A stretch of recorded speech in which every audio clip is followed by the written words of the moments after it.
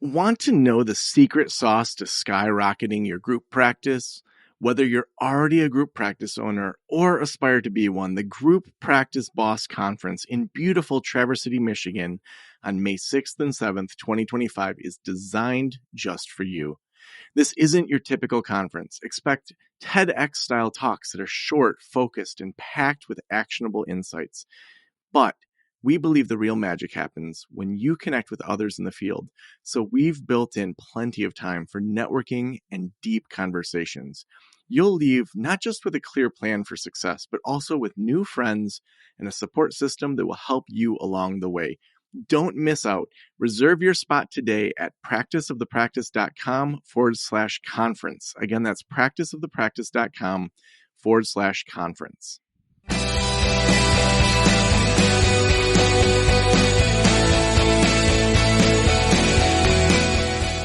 This is the Practice of the Practice podcast with Joe Sanok, session number 1085.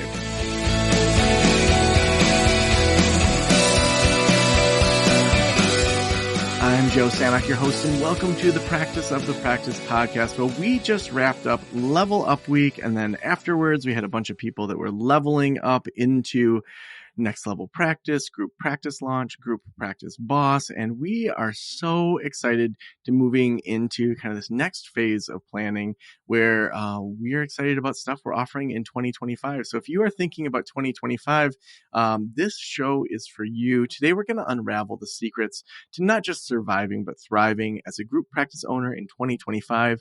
So if you are feeling stuck or ready to take your practice to the next level, this episode is exactly what you need. So maybe you're already a group practice owner. Maybe you are a aspiring group practice owner. Right now you're solo and someday you want to be one. This is going to be for you because we'll dive into proven strategies that can help you increase your revenue, improve your team's efficiency, and most importantly, free up more of your time. You know, to me, that's so important that we're putting our time into the things that are just good for us, good for our family, good for our friends, good for our bodies, and that we're setting that example as practice owners of not just hustle culture, working harder, doing all these things, but that we also have time to do the things that we enjoy. Plus, I'll share a few tips that have personally helped me and many others as well. So whether you're new to this journey or have been in this game for years, there is always room to grow. There's always room to grow. So if you're interested in taking these insights further, I'll mention an incredible opportunity happening at the Group Practice Boss Conference next May, but more on that later. So first, let's look at the current state of group practices in 2024. There are so many challenges and also opportunities. So let's start by looking at where group practices stand today. The landscape has really changed in the last few years, and even the way that I ran my group practice that I sold back in 2019 has shifted tremendously, and there's a number of those things. The way I had my counseling group practice, I had 13 clinicians, was they were all 1099 contractors, and they were paid a percentage of what they brought in. I would not do that now. It seems like for most people, and of course, talk to your accountant and attorney, that W-2 employees offer just a stability that's there that a lot of people don't have, and giving a fixed rate per session is oftentimes going to retain people more. And then they're also not running those numbers all the time of, well, why am I paying Joe this much? What is he doing for my percentage? And so let's talk first about a couple of the challenges. So some of the challenges in group practice are adapting to new regulations and insurance policies. So keeping up with those things, when you're wearing multiple hats as a group practice owner, you are dealing with new regulations, insurance policies, maybe even people in your town don't know a lot of this stuff. Managing the transition to hybrid models. So that in-person plus telehealth, in 2020, we all had to kind of do that for a bit. But now saying, well, how much of my workforce do I want to have in person? Do I want to have be telehealth? What do my clients want? Are they asking for telehealth? Are they asking for in-person? Are they sick of screens? So some of those challenges are there as well. There's also a huge growing competition from larger mental health organizations. We are seeing that over and over where a lot of these national organizations are making it hard to even pay for Google ads because they're putting so much money into them. They have so much private equity behind them. But oftentimes the actual therapist is getting $30 an hour. And so I've seen some of my clinicians and owners that I work with in a consulting capacity lose people to some of these online based places, say, oh, I can make this much, through, and I won't mention them because I don't want to rip on them. But, some of these online organizations. And then months later, they come back and say, actually, it wasn't that great. There's also the rising cost of running a practice. So rent is going up, staff salaries, technology, everything is going up in cost. Even the drinks you may have that you offer to people coming to your practice, like those costs are all going up. But some of the opportunities right now is, there's a shakeout that's happening as it costs more to purchase buildings. With at the time of this recording, the cost to get a business property is pretty large. So there's less people that are really thinking about it. It's shaking out. During difficult times, we see that sometimes it's shaking things out. The increased demand for mental health services post-pandemic has never been higher. We know that new technology tools that streamline your operations and overall overhead, things like AI and those sorts of implementation, it's making it easier to streamline a business.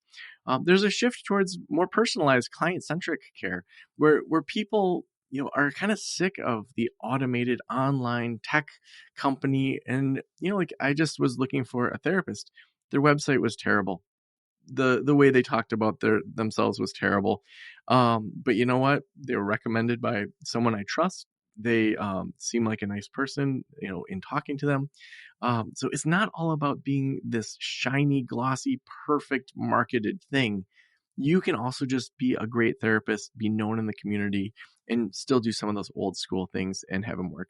Next, building a strong online presence to attract a wider client base has never been easier. So a couple tips for you in your group practice is to regularly review and adjust your pricing models to reflect market changes. So it may be that your private pay, you're going to be charging more or less, that you're going to be looking at your lifestyle, you're going to be looking at your people in your group practice differently. Next, we're going to invest in training for your team to ensure they're equipped to handle both in-person and virtual sessions, but not just that, to look at things that will streamline what you're doing. So for example, at the beginning of the year, we started implementing with part of our team Asana to keep track of all of our project management. We were using Trello. It just wasn't robust enough. We switched over to using Slack channels instead of texting each other or WhatsApp. We found kind of ways that we have standard operating procedures and then had to do training with our team. And now, I don't know the number off the top of my head, but I would guess we're probably 30% more effective with the same amount of time because of implementing these tools and training people. Next, looking at partnerships with other healthcare providers, other integrated medicines, other people that are doing things. So chiropractors, massage therapists, a lot of people are dealing with these same issues. There may be an opportunity to office share. There may be an opportunity to refer back and forth, to just create connections, or just to have a friend, to really be able to think through, like, where is there overlap in some of these different areas? So let's think a little bit deeper about your strategy and building a sustainable and scalable practice. So now that we've kind of set the stage a little bit, let's dive into some of those strategies that help you build a sustainable, scalable practice. So this is where like the real transformation can begin. When I'm working with my consulting clients, we do a deep dive in that first 60-minute session where we look at everything. We look at infrastructure. We look at what's working with marketing. We look at their team. We look at how are they acquiring their clients. So those kind of big three things are the things that we want to think about today. We want to think about first, optimizing your practice's infrastructure. Second, building a strong team. And then third, your marketing and client acquisition. So let's dig into each of those three. So optimizing your practice's infrastructure. So we want it to be that if you double or triple in size, that your infrastructure can grow with you, that you're not starting over. So a lot of times what gets us to 100K or gets us to 200K is a lot of bootstrapping, is, kind of hodgepodging things together. We want to start to have more of a unified system. So we want to look at your current systems, what's working, what's not. What would break if you doubled the amount of clients that were coming in or doubled the amount of clinicians that you had? We want to make sure that these systems can grow with you. We want to look at automating some of those admin tasks so that it's not as manual. So we say, okay, if someone's copying and pasting these things, are there things we can use with things like Zapier to make there be automations that when this happens, then we do this? Then we want to look at getting into a robust practice management system. So that's integrating your scheduling, your billing, your client communication, something like therapy notes. They are a sponsor, but there's a reason that we've had them as a sponsor for so many years, is they do an amazing job of bringing it all together. Next, we want to make sure that your practice is compliant with latest regulations in your state. So at least annually doing sort of a risk management assessment with your attorney to say, here's all the stuff that I've done this year. Here's the new stuff. Where is there some liability that I don't see? We want those experts telling you where you can screw things up. We also want to look at making sure that we're following all ethical for your licensure in your state, but also all HIPAA standards. And then lastly, we want to look at that client onboarding process. This is so important, and so many people screw it up, where you think about the average website for a counselor. Someone comes to their website. The upper right isn't a button, or maybe there is a button, but it's not a different color, so it's not clear. It just says like chat with us instead of schedule an intake. Then they get there, and more times than not, there's just a form to fill out. That form just goes into the black hole of counseling intakes, and then maybe someone gets an email within a few days. Versus, what if right away you could say, here's the kind of counselor I want. It then narrowed it down and said, these are the 2 or 3 people. Which one do you want to schedule an intake with? Or would you like to have someone call you to talk through this decision? What if someone could actually schedule their intake without ever talking to someone? Now, I know a lot of therapists think, oh my gosh, I want to make sure I or the intake coordinator walks through everything. That's great, but you can also do that during the intake. You can also have them come 15 minutes early to make sure you have their insurance cards or whatever you need. We want to reduce friction, because when we reduce friction, what happens is it then allows clients to schedule quicker.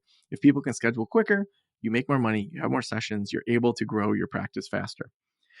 Now let's think about building a strong team. So first we talked about infrastructure. Now we're talking about a strong team. So we want to hire based on your culture. What is it that you're building here? So let's think about what types of sessions we're doing. Do we have an office that's focused all on women's issues? Do we want to be the office that has an ability to help everybody and we hire based on specialty areas? Do we want to look at, hey, we're getting a lot of calls for the weekend and we want to have some people?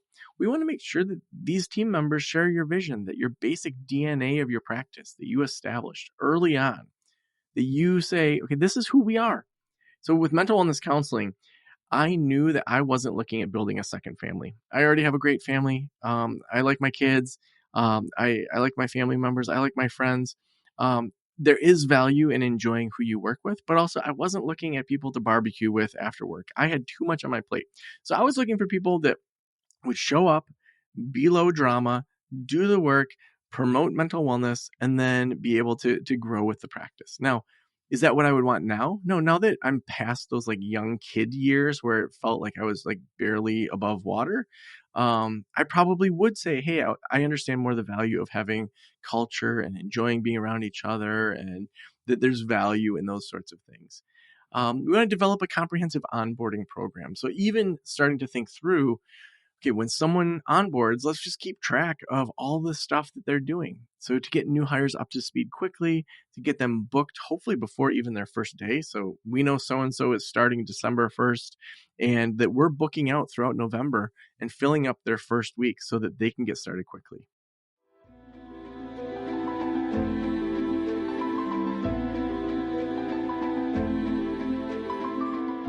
Whatever stage your practice is at, we know using great resources with patients is crucial to helping them get better faster.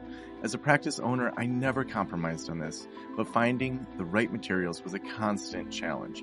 It's so time-consuming, especially with everything else to juggle.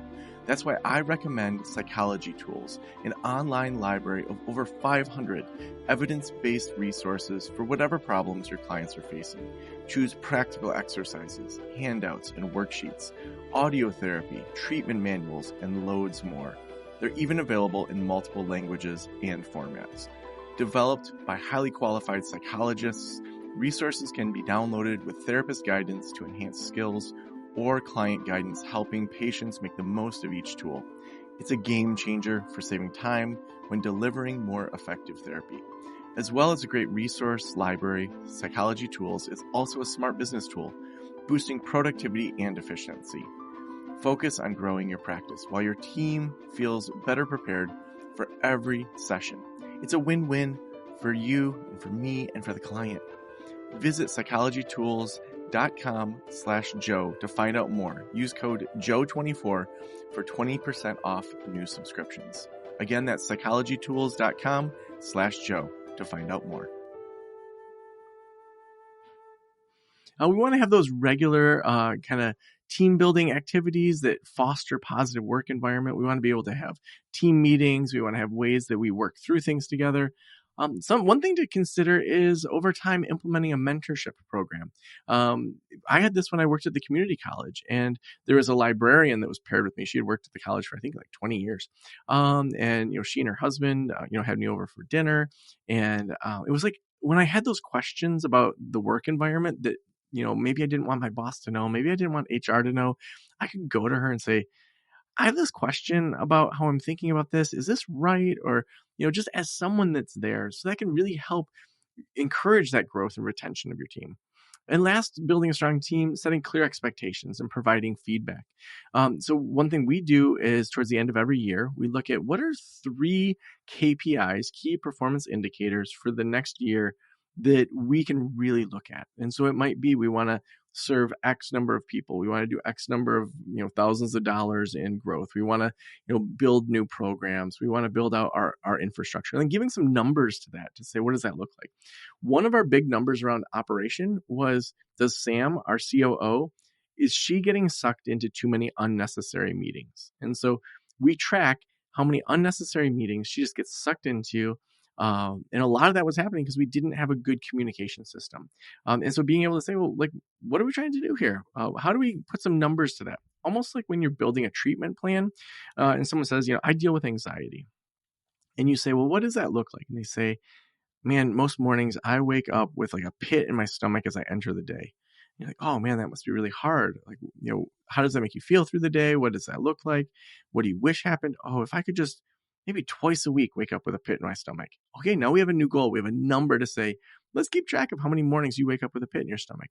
Let's look at what you're doing the night before. Are there things that we can do right before bed and just test to see if you wake up with as much of a pit in your stomach? What reduces anxiety? Maybe green tea. Well, probably not green tea because it has caffeine, but maybe, some sort of tea before bed instead of the 2 martinis. Let's just try that for a week and see if that helps you reduce the anxiety in the morning. Let's incorporate some workout and see if that works. Let's maybe talk to your psychiatrist or doctor and see if that could help. Maybe get a sleep test. So it then allows us to have something around a treatment plan, same sort of thing in setting clear expectations and having that feedback. The last area, marketing and client acquisition, we want to look at how are new clients finding you? So are they finding you via social media? So we want to make sure we have some brand consistency, some brand colors, design, through Instagram, Facebook, LinkedIn, TikTok, all those good things, that we have some brand consistency there and that we're posting regularly. That doesn't mean we have to do it once a day or 3 times a day, but that, we're doing it. If we can only do once a week, do once a week. If we can only do twice a week, do twice a week. Commit to something and do it regularly. Does that mean you as the owner is doing that? No, not at all. That means that we may, outsource that to somebody else. We want to implement some of those SEO strategies to make sure that you are ranking high in search engines, that you're having regular blog content, that you have regular articles that are going there, that are good quality articles that sound like you. Now, you can use AI to help with the first round of that, but we want to make sure that your own personal touch is a part of that. We want to use email marketing to stay connected with your potential and existing clients. So offering high quality things and making sure it's segmented. We don't want to be, sending all these email newsletters to people if that's not what they need. If we know that people came in for help with a relationship, we should make sure our emails are primarily about relationship help, that we're not sending them a million emails all about everything your practice is doing.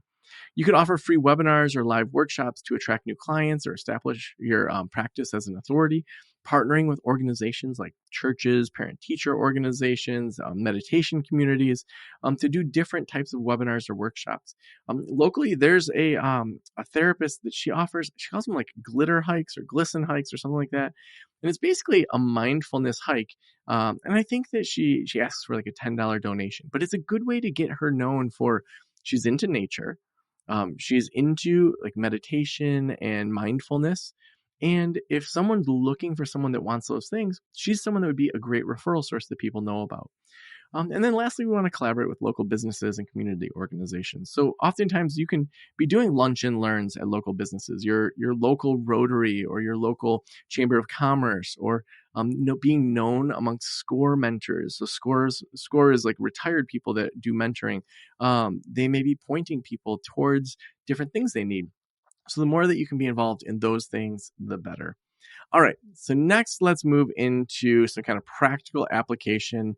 I want you to just think through some imaginary practice scenarios. So let's bring these concepts to life a little bit with some imaginary private practice scenarios, so you can see how to apply these things. So, I mean, imagine there's a practice that maybe they're based in a mid-sized city. They have a mix of in-person and telehealth. They have a team of maybe 5 clinicians and 2 admin staff. So kind of smaller counseling practice, but they want to grow. They've been experiencing growth, but maybe they're struggling with retaining clients and managing the increased workload. So what would we do? So step one, we want to look at their infrastructure optimization we talked about. So first, the practice will recommend that they should audit their current systems. They find that maybe their scheduling and billing process is outdated. Maybe they find that it's insufficient. Then we might encourage them to switch to an integrated practice management system that automates more of those tasks, frees up the admin time, to then those admin can focus more on client engagement. After they update their client onboarding process, we might say, let's make it a little more user-friendly and streamlined, which that then reduces client drop-off during the initial stages. So at every stage, we're thinking, okay, how do we get more people to click right at the beginning? Then how do we get 5% more to click that they want to schedule an appointment? How do we get 5% more to show up? How do we get 5% more? Next thing you know, you got 20, 25% growth. Step 2 would then be in building a strong team. So maybe that practice implements a mentorship program for those new clinicians, pairs them with more experienced staff to help them integrate. I mean, you think about the more experienced staff probably stay full. They probably have techniques on, how do you talk about therapy? Like, this isn't like one and done. What you're talking about in your intake, this is going to take 8 to 10 sessions for us to really work on that. And so having clinicians share with clinicians can be a really effective strategy. So next, maybe they start scheduling regular like team building activities or team connection activities to strengthen those relationships. Maybe there's some collaboration where people are sharing what they've found is working. And then that team might start to create some expectations. They have quarterly reviews, maybe specific goals for their own professional development or client satisfaction. So these are all opportunities for the intake coordinator to say, okay, let's start, improving this team. Let's support these clinicians in different ways. Okay, so then when we get through that phase 3, step 3, maybe more around marketing and client acquisition. And the practice starts to enhance its online presence by updating the website with more SEO optimized content that also looks good on a cell phone. I recently heard that 70 to 80% of all people searching for counseling are looking on their phone. So if your website doesn't look good on a phone, you've got to work with an IT coordinator to help with that. So that would lead to more client inquiries for this imaginary scenario. Maybe they launch a series of free monthly webinars on popular mental health topics. So that can be a funnel for attracting new clients. It can be something to promote on the Facebook page, on Instagram, on TikTok, things like that. And then the practice partners with local businesses, offering mental health workshops and creating kind of lunch and learns and different partnerships with both sides. So what we would typically see with this kind of plan when we do this in consulting is within 6 months, the practice usually sees at least a 25% increase in new clients and 15% improvement in client retention. Typically, there's higher satisfaction with the staff due to better systems and that team dynamic. All right, so when we think about all of this, there's going to be growth obstacles. So let's talk through that. So every growth journey comes with its different sets of challenges. So let's talk about some common obstacles and how to overcome them. So first, we want to manage those growing pains. So we want to be balancing the quality of care with the number of clients to avoid burnout. So that people are offering good quality care with the number of clients. We want to start to ensure that there's consistent client experiences across multiple locations. So if you have someone go at one location, maybe you're offering different locations, we want to make sure that there's a streamlined process.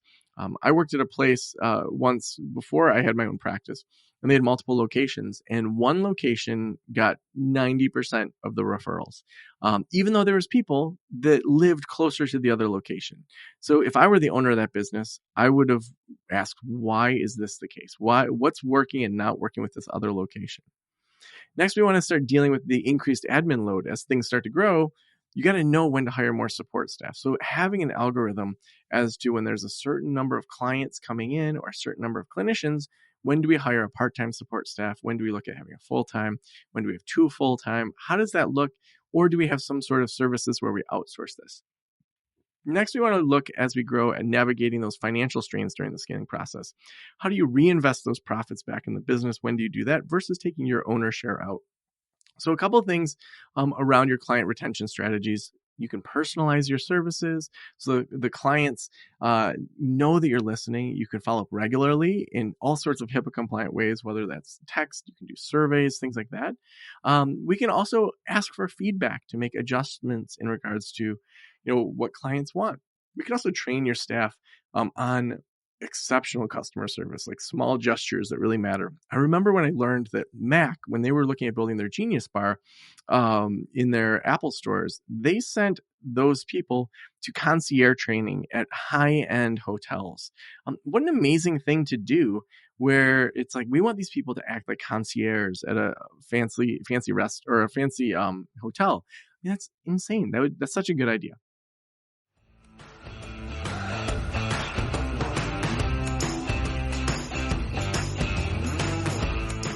We've covered a lot today, and I hope you're feeling inspired and equipped to take your practice to new heights. But if you're ready for even more growth, more support, more success, there's a next step you can take. So why should you attend the Group Practice Boss Conference? Well, it is right around the corner in May 2025. When you attend, you're going to get access to exclusive strategies and insights from top experts in the field. We are going to have TEDx-style short-form trainings with also the opportunity to network with like-minded owners and potential partners. These workshops are designed to help you implement what you've learned and create actionable growth. We also want to work together to create friends, create that community, because oftentimes we go home and the people that are in our communities are not the people that are giving us the best advice. So if you're serious about scaling your practice and making 2025 your breakthrough year, don't miss this opportunity. Visit practiceofthepractice.com/conference to secure your spot at the Group Practice Boss Conference here in Traverse City, Michigan. Your future self will thank you. Thank you so much for hanging out with me today. Thank you for just being an amazing person. We couldn't have done this show without Psychology Tools. Psychology Tools was developed by highly qualified psychologists to make resources that you can download and use in your sessions. You can focus on growing your practice while your team feels better prepared for every single session. It's a win-win for you and for your team. Visit psychologytools.com/Joe to find out more and use code JOE24 for 20% off all new subscriptions. Thank you so much for letting me into your ears and into your brain. Have a great day. I'll talk to you soon. Special thanks to the band Silence is Sexy for that intro music, and this podcast is designed to provide accurate and authoritative information in regard to the subject matter covered. It is given with the understanding that neither the host, the producers, the publishers, or guests are rendering legal, accounting, clinical, or other professional information. If you want a professional, you should find one.